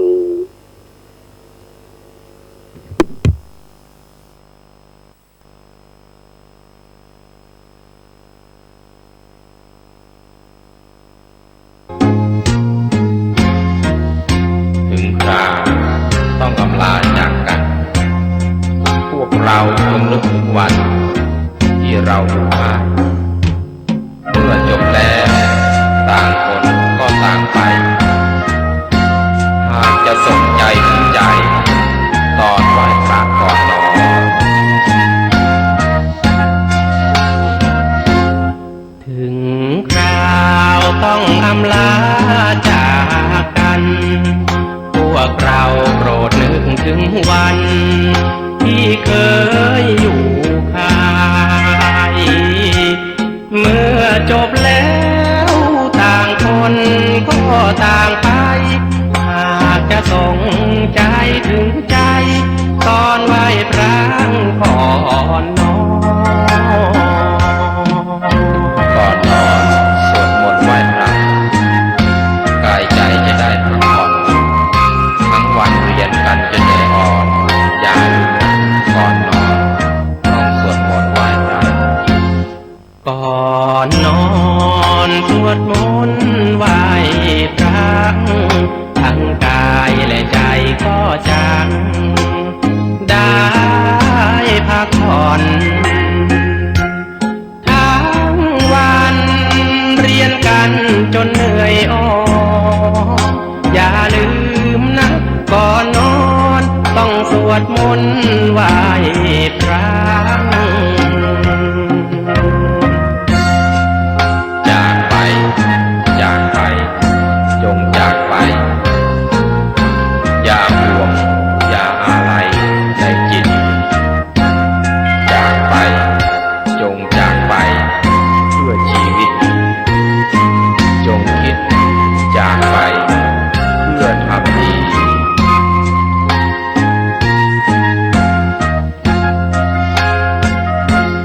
ถึง